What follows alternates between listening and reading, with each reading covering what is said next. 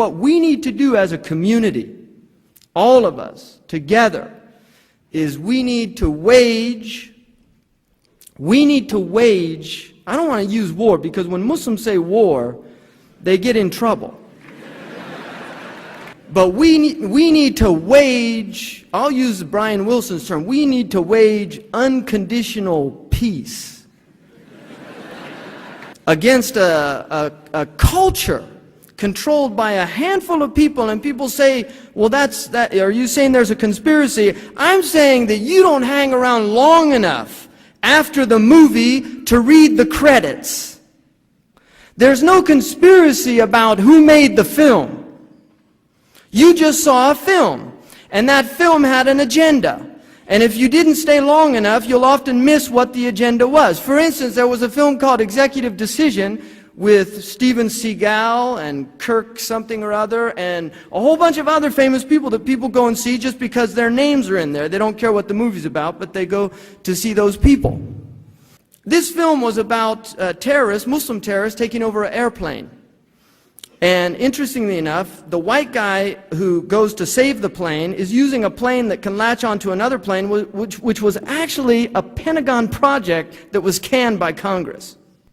And the Pentagon was upset about this. So he latches onto the plane, and then a whole bunch of minorities are under his command, and they go in to take over and get these Arabs out of there who are going to blow up the entire East Coast. How they got that baggage onto that plane is another story. But that's Hollywood. So the interesting thing about this is if you stayed till the end of the credits, at the very end, not at the beginning, after Steven Seagal and all those characters and the producer and this, they said, we'd like to thank the United States Air Force. We'd like to thank the United States Navy. We'd like to thank the Secretary of Defense for making this film possible. That's an agenda. And those people who didn't stay long enough to see the credits don't realize that they were being affected by what they saw. There's propaganda there. Everything that John Taylor Gatto told you, you can find in public libraries, the Library of Congress, or you can get it through interlibrary loan. Some of them you'll have a very hard time finding, and I'm really serious about this. I tried to find a book called The Evil Eye. It took me 2 years. And the book was about a lot of studies that were done about television. This man's premise was that he felt that there was a lot of mind control going on in television, but it's a fascinating book to see the studies of what they knew back in the 50s about the severe effects that television were having on people. So where do we go beyond schooling? What do we do as people? We are human beings here together. And we're here because we have a sense, I hope, of the importance of what we have going on here. We're human beings.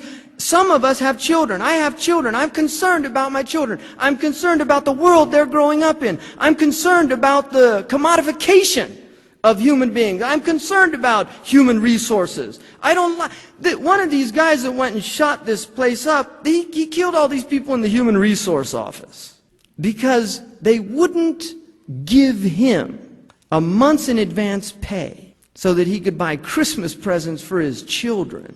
Now, to imagine the stress that this man was under to actually, because he was denied that month in advance pay by the Human Resources, to go and do something that tragic, because it is tragic, but the entire system is tragic. What produced that man is tragic.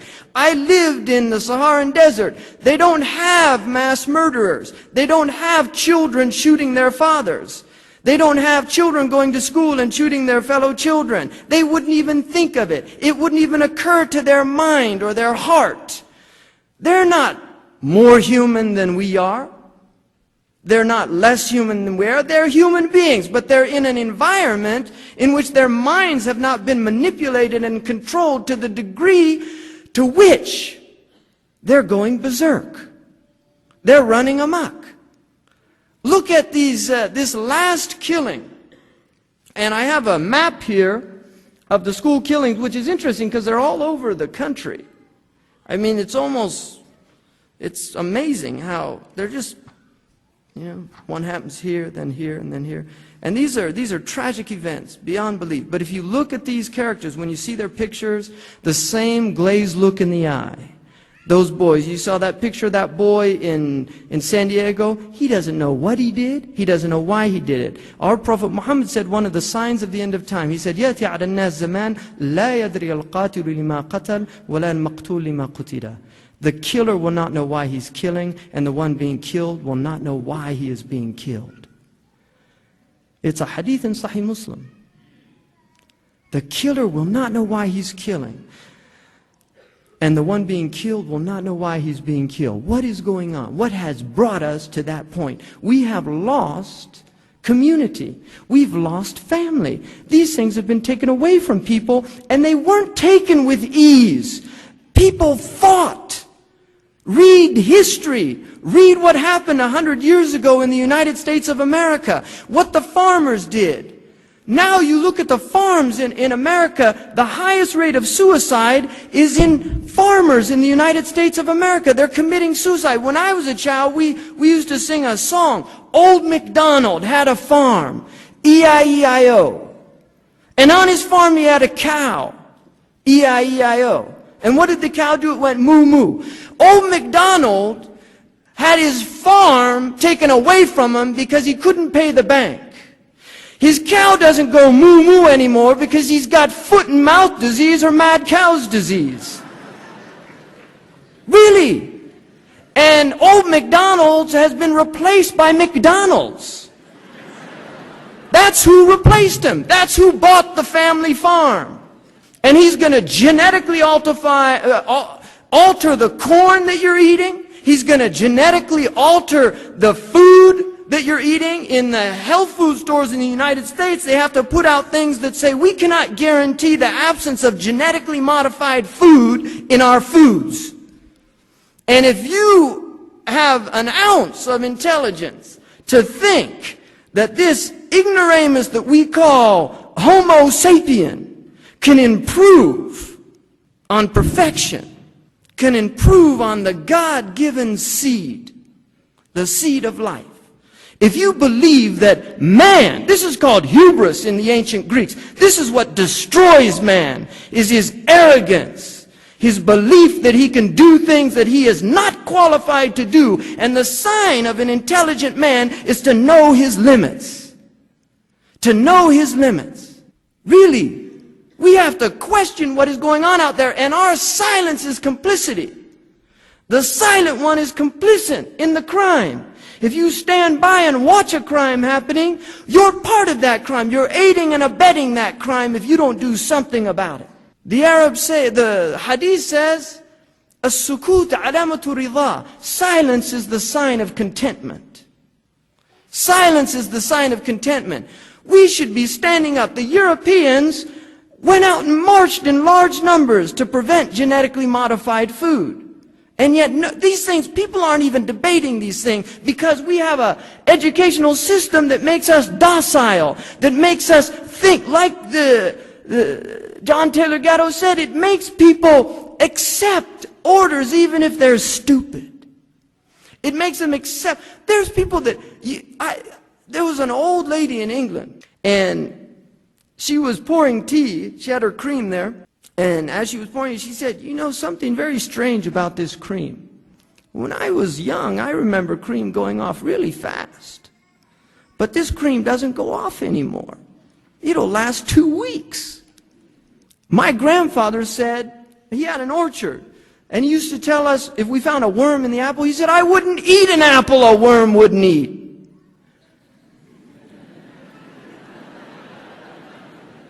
Seriously, think about that, people. I don't want to eat a tomato that doesn't bruise. You go into supermarkets now and you think you're in a science fiction movie. The colors are different. Where are they getting apples like that? I don't remember apples that look like that. I didn't remember strawberries like that. Seriously, you think this is what's happening. You're watching this thing happening before your eyes. We need to wake up and take our lives back. And the first thing that you can do, the most empowering thing that you can do, is take your children out of this system. Protect them at least for the first 10 years. At least for 10 years. Don't be afraid to educate them in your homes. You can do it, and they'll do it themselves. And they will surprise you at how intelligent they are. And you'll see that light in their eyes. It won't go out after 2 or 3 years of public schooling. It'll still be there, that bright eye. You'll see that child still loves you. It isn't listening to the children at school telling them how much they hate their parents. And there are some children in school that they do hate their parents. They beat their children. They do terrible things to their children. And your children are listening to that. And with peer pressure, they start hating their parents. They start contributing to the dialogue. My mom's so stupid. My dad's so stupid. You know what he made me do? Children in West Africa don't do that. They couldn't imagine saying that their parent was stupid. A child couldn't imagine that. The Arabian Prophet ﷺ once said to his companions, never curse your parents. And they said, Ya Rasulullah, how could we curse our parents? It wasn't even in their frame of reference. Now look at the subtlety of this meaning. He said, by cursing another man's parents, you cause them to curse your parents. So don't curse another man's parents. But look how he began it. Don't curse your parents.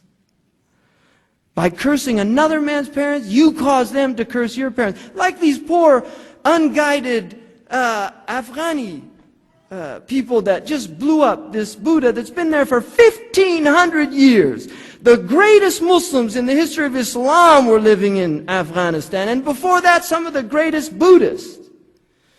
Balkh was a center of Buddhist learning. Many of those scholars became Muslims and actually contributed to the development of Islamic logic. The greatest scholars never said, go blow up those statues of Buddha. But what the press will not tell you is the reason, how, what brought that about.